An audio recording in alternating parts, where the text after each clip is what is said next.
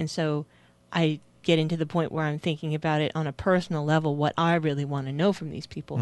Now, whether or not I have to think a little bit more about what our listeners want from these people, what questions they have, which may not be kind of as strange and convoluted as my own. So that's a different story altogether. So as far as I know, the Mythbusters team are all going to be at the amazing meeting. I know for sure that Adam Savage he's slated for several spots on the schedule. So I'm looking forward to talking to Adam and seeing how, because in the period of time from when we started watching the Mythbusters to the Mythbusters being on the cover of Skeptic to them being at the amazing meeting, which was their first amazing meeting, until next year, where they just have seemed to increase and increase and increase in popularity. So it'll be interesting to see after yet another season of Mythbusters, how they're holding up, what myths are coming down the pipe for them to do. Yeah. I noticed that there's been a lot more of myths revisited. What I really want to find out is, because the amazing meeting is going to be about skepticism in the media, and they are a big part of skepticism in the media on mainstream television. They obviously get a lot of email, and they use their viewer mail to review some of the myths that they've busted, or viewers are invited to test the myths. Well, they're actually told not to do what they do.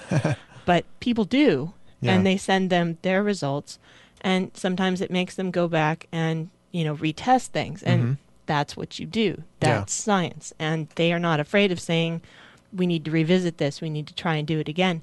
How they deal with that kind of feedback from such a massive audience and how all of that comes into play. Also, one of the things they talked about in the Skeptic interview was some of these experiments they have to do in a pretty short amount of time because of the turnaround for television. Yeah. And what Jamie, in fact, says he really wishes that he had more time to do stuff that's a little more far-reaching.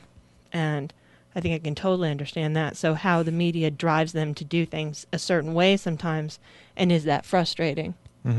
So those are the kinds of things that I really want to find out, and hopefully we'll get to. But in the meantime, you can catch the Mythbusters on the Discovery Channel, and they are also shown in many countries around the world. I hear they're absolutely huge in Australia. Yeah, I mean, many skeptic stuff is in Australia. People love it. Well, and a lot of our favorite skeptical people are in Australia, like, say, Lynn Kelly. Yeah. And The Tank comes out of Australia, and that's a fantastic show. A lot of great skeptical minds in Australia. Yeah. And so I'm sure that they do love the Mythbusters. It'd be interesting to see if the Mythbusters went on the road and did local myths in other countries. I think that would be a great thing to do. That'd actually be pretty cool. Yeah. Well, so if it starts showing up, just remember that, kind of like Monkey News, I was a little bit ahead of the curve. I know. Well, we haven't had Monkey News for a while. Well, we're not going to have Monkey News today. I know. But I'd like to quickly mention a couple of things before we finish up this episode of Skepticality. Yeah. First, the good stuff. Skepticality contributor and superstar Dr. Phil Plate's Bad Astronomy blog has been nominated for a 2006 Weblog Award for Best Science Blog. Yes. And I think he's more than a B-list blog rebrity. Blog rebrity. That's a terrible word. Yeah, I know. I mean, you know me. I can't talk anyway, but... Say blog rebrity. Blog rebrity? That's pretty close. Wow. That's about as good as I can do. Phil had a thing on his blog about being a blog rebrity, or whatever it is. It's like celebrity, but if you're a blogger. Yeah. And so I went to 2006.weblogawards.org, and I voted for Phil, and I'd certainly urge our listeners to do the same. And now the stuff that sucks a little bit.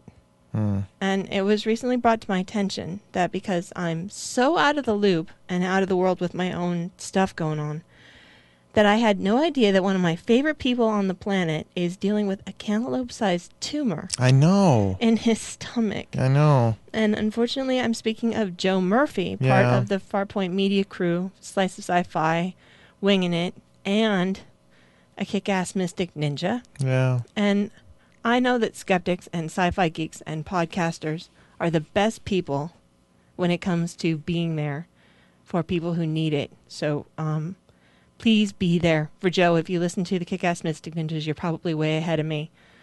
And Joe was big time there for us, and he made my DragonCon awesome this year. And we love you, Joe. And anything you need in the galaxy, we're here. And I don't know why it's really upsetting to me. I know. But he's taking it so well. I know he is. He'd say like, Swoopy, don't cry. I am the master of insurance forms, Joe. I'm an insurance ninja. So if you need me, you call me. You call me day or night, and I'm there for you. Actually, he named his tumor. Well, Evo named his tumor. Yeah. after the little mutant in Total Recall, Quado. I thought that was from No, the little guy that was in the guy's stomach. Yeah, but that was the movie with Dennis Quaid. No, it was Total Recall. No, I have to look. That's not right. See? Quado. Yeah, but that's... See? Oh, you're so right. So now I have to fess up and say that I never saw Total Recall. You haven't? No. Oh, you'd actually probably like it. That's a Schwarzenegger movie. Yeah, but it's actually a good one. The science was total crap, but, So that's kind of a sad note to go out on. But I know. You hang in there, Joe. You talked to him today, right? But he's handling it really well, and the people on the show... Joe's amazing. Are really upbeat, so... Oh, sure.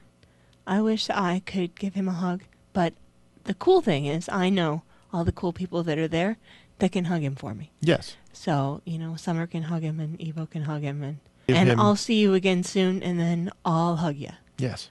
You definitely will. So stay tuned for more Skepticality. It's that time of year, and you know what I mean about that. I'm sure that we'll have something to say about it between now and then. Yeah. If you have comments, and if you have things you'd like to talk about regarding the Mythbusters interviews, and if you have a favorite Mythbusters episode, send us some voicemail at 206-888-HOAX, and we'll play it. Yes. Join our discussion forums at www.skepticality.com. Leave feedback by email at feedback@skepticality.com or by phone at area code 206-888-HOAX. That's 206-888-4629. This has been Skepticality. Thanks for listening. The Tripod Network. What's on?